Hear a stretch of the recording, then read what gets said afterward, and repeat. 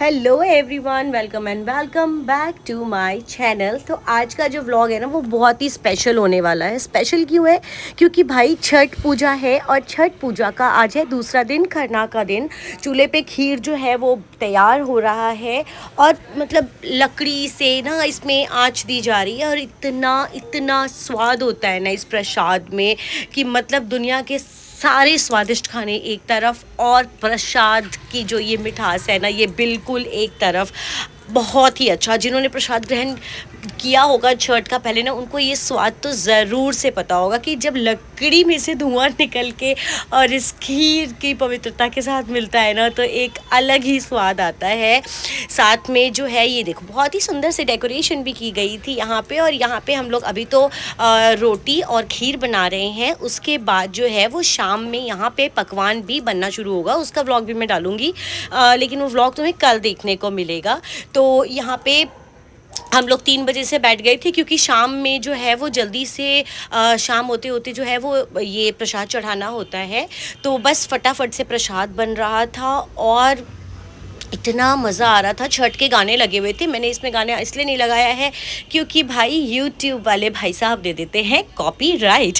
तो यहाँ पे जो है हमारी खीर बनके बिल्कुल तैयार हो चुकी थी और हम खीर को जो है वो 2 बर्तनों में शिफ्ट कर रहे थे ताकि उसको निकालना आसान हो जाए। और हम छत पे बैठ के सारा बना रहे थे तो हमें इसको नीचे भी लेके आना था ताकि हम जो है वो आराम से सारा प्रसाद उठा के नीचे ला सकें और उसके बाद जो है वो प्रसाद आराम से चढ़ सके। यहाँ मेरी देवरानी जो है वो आटा गूंद रही है। तो हम सब मिल के ना, यही तो एक बात होती है ना छठ की कि पूरा परिवार एक साथ होता है और व्रत में बिल्कुल आराम से बात करते करते भगवान के गाने सुनते सुनते, छठी मैया के गाने सुनते सुनते ना मतलब एक फीलिंग है यार, मैं बता रही हूँ।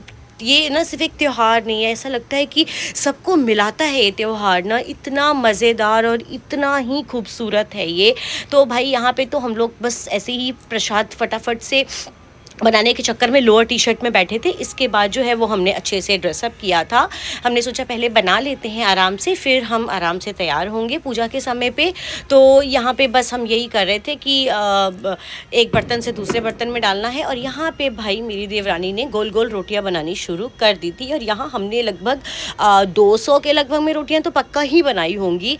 और उसके बाद यहाँ पे अब पूजा के लिए केले के पत्ते पे न्योज बोलते हैं इसको, वो निकल चुका है, कढ़ा चुका है। तो भाई ये प्रसाद अब पूजा के बाद हमें खाने को मिलेगा।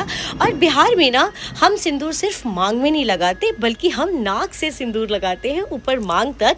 और छठी मैया से ये प्रार्थना करते हैं कि हमारा सुहाग, घर परिवार सब बिल्कुल खुशहाल रहे और घर में हमेशा जो है वो प्रॉस्पेरिटी आए, हमारी लाइफ में प्रॉस्पेरिटी आए, हैप्पीनेस आए, हमारे अपनों की लाइफ में प्रॉस्पेरिटी और हैप्पीनेस आए। यहाँ पे जो है वो प्रसाद हमें मिल रहा था तो मैं तो मतलब लिटरली बहुत एक्साइटेड थी। मेरे घर में सभी लोग बहुत एक्साइटेड थे कि पूजा के बाद अब प्रसाद खाने का टाइम आ चुका था।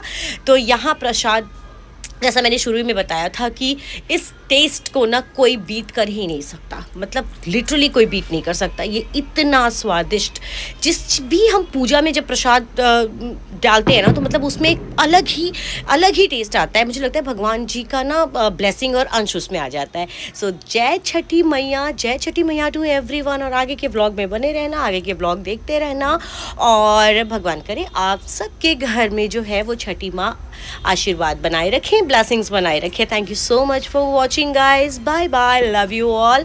बने रहना, बाय बाय।